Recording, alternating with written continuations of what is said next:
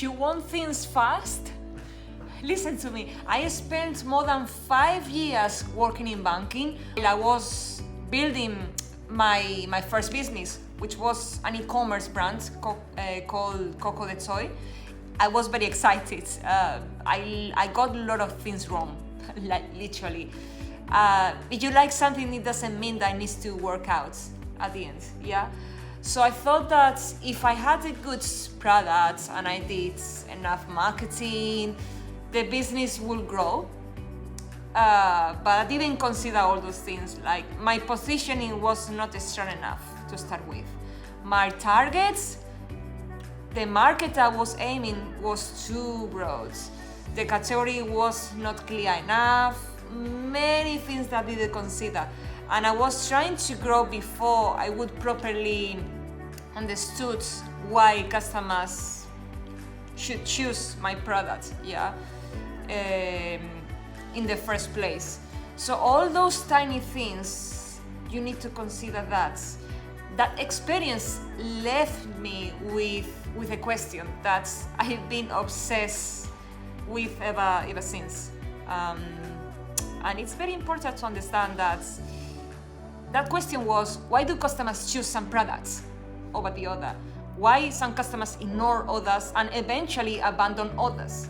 Yeah, and I didn't stop thinking about it, and I started studying consumer psychology, behavioral science, decision making, customer friction, brand positioning, and I was having so much fun.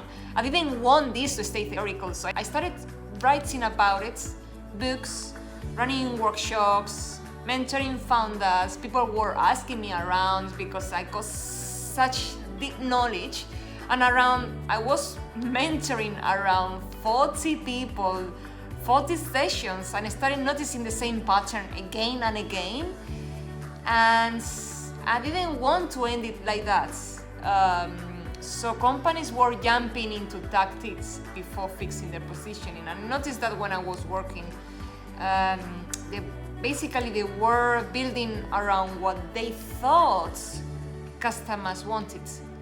But that's totally wrong, and not all of them, obviously, some companies. And inside larger organizations, those things were, let's put it this way, they were often solely different parts of what was the same customer journey. And I saw versions of this in banking, and I later working across tech, fintech, CRM, marketing environments, that taught me something else. And I learned so much. You can understand now, you can understand the customer journey. You can understand the customer perfectly and still fail if that knowledge cannot be translated into consistent action. So that's why I became obsessed with playbooks, systems, repeatable processes too. And yeah, that's why I wanted to share this with all of you, because all of this eventually came together into one idea, Choice Decoded. So my business now helps product tech, people like you, because I don't think companies should copy whatever everyone else is doing, right, on the market. Because I think best practices tell you what the average company does. So I want to understand something different. What is driving customers' decision? Yeah, what's going behind on their minds? What makes them choose, basically? What makes them hesitate? What makes them, I don't know, what makes them leave your products when you build a SaaS product? Because once you decode that, you can build around behavior rather than assumptions all the time, assuming, yeah? So that's what I mean when I say decode the choice, because you are decoding all the time why they choose. Yeah. So yeah, I always say the same. Don't copy the average. Yeah. Try to be creative. Users don't buy features; they buy from a mental state, and that's important because your product is not always the problem, even though you think that is the problem. Sometimes it's the user stage, it's the user's mental state. At every stage of the customer journey, right? People need to be in the right state to move forward. Think about it, yeah? So if a user is confused, they don't start. That's it. If they're anxious or don't feel safe, they don't convert. If the value is not clear, they don't buy. It's like that. It's very simple. If they are disappointed, they don't stay. If you didn't make that promise a reality, every mental state is a loss in your revenue. So instead of only designing features, I think we should also design the mental states that help people make decisions. Yeah. We design mental states. Yeah. A feeling. That's what we need to create. That will become a buying decision. Yeah. So they need to experience something that they can see, something that they can feel to feel safe, something that they want, something that they can act, and then something where they can stay. This is a path that is continuously, and the end is to stay.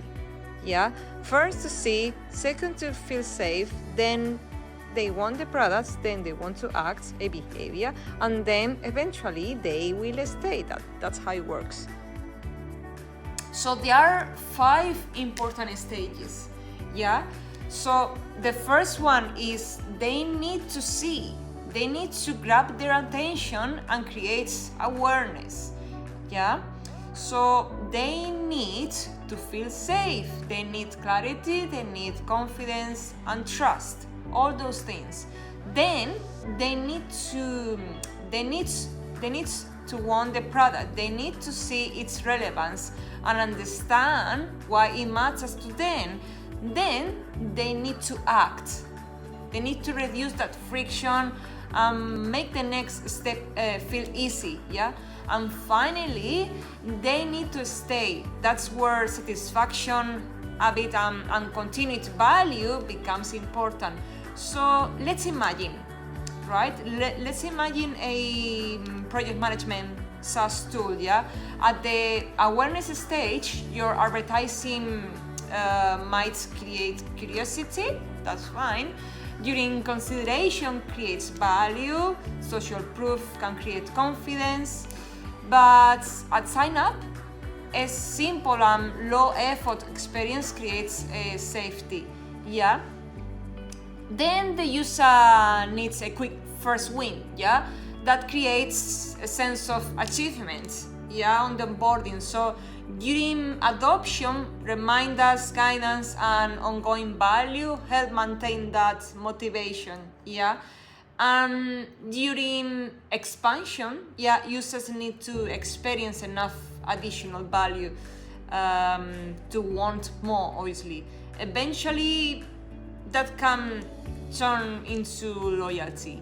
So the customer journey is not just a sequence of touch points, as you can see. So it's also a sequence of psychological states. Yeah, and that's why I use behavioral science to look at what users think, feel, and do throughout the journey. All those things. Yeah.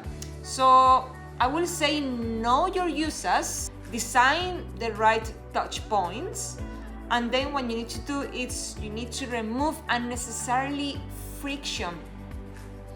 You need to deliver value all the time, and then compound those positive experiences over time. And that's how it works. That's simple. Because if you can understand the state behind the behavior, you can design a better experience around the decision, the buying decision, I mean.